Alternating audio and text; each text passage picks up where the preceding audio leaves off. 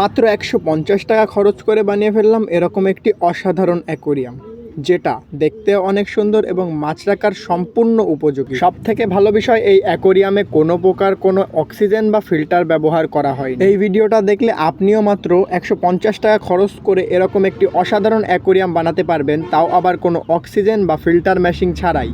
আসসালামু আলাইকুম দর্শক, আমি জিহাদ। নতুন আরেকটি ভিডিওয়ে আপনাদেরকে স্বাগত। প্রথমেই কিছু পাথর কালেক্ট করে নেবেন, যেটা আপনি আপনার বাড়ির আশেপাশে অথবা রাস্তার পাশে যে কোনো জায়গায় পেয়ে যাবেন একটু খোঁজাখুঁজি করলেই। ও হ্যাঁ, আমি এই অ্যাকোরিয়ামের জন্য যে ট্যাঙ্কটা ইউজ করছি, এই ট্যাঙ্কটা আপনি যে কোনো অ্যাকোরিয়ামের দোকানে ১৫০ থেকে ১৮০ টাকায় পেয়ে যাবেন। এটা প্রথমে সংগ্রহ করে নেবেন। ভালো করে পাথরগুলো সেট করে নিচ্ছি, কারণ অ্যাকোরিয়ামের প্রাণী হলো পাথর। আপনি যত ভালো ও সুন্দর পাথর অ্যাকোরিয়ামের ভিতর দিবেন, ততই অ্যাকোরিয়ামের সৌন্দর্য বৃদ্ধি পাবে।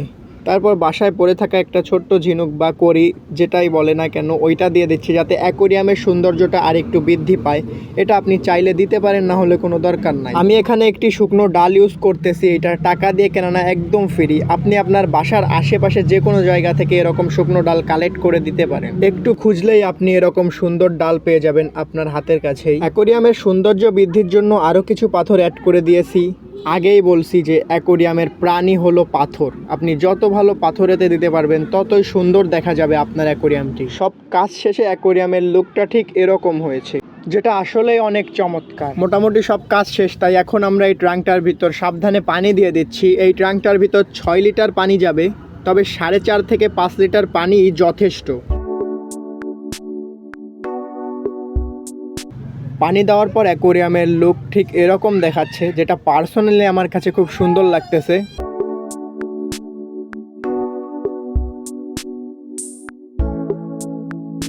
এইটা হচ্ছে ব্লু লিকুইড। আমরা আগেই বলছি যে আমরা এই অ্যাকোরিয়ামটা পুরোপুরি অক্সিজেন বা ফিল্টার মেশিন ছাড়াই তৈরি করতেছি।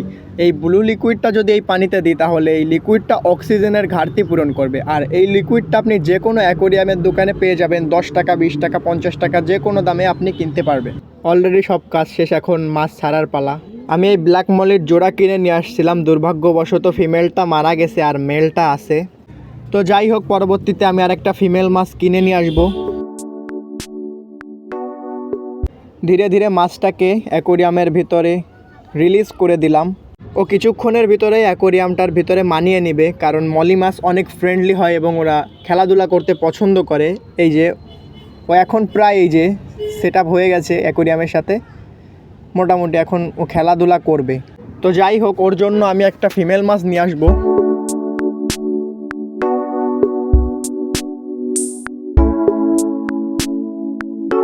আপনি এখনও ভিডিওটা দেখছেন, তার মানে আপনি একজন সত্যিকারের ফিশ লাভার। একজন ফিশ লাভার হিসেবে আমার এই ভিডিওটায় একটি লাইক করবেন এবং কমেন্টে অবশ্যই জানাবেন আমার অ্যাকোরিয়ামটি কেমন হয়েছে। আর এরকম অ্যাকোরিয়াম আপনি বানাতে চান কিনা সেটাও কমেন্টে জানাবেন। এরকম সুন্দর সুন্দর ভিডিও দেখতে আমার চ্যানেলটি সাবস্ক্রাইব করে পাশে থাকা বেল আইকনটি বাজিয়ে রাখুন। Bye bye.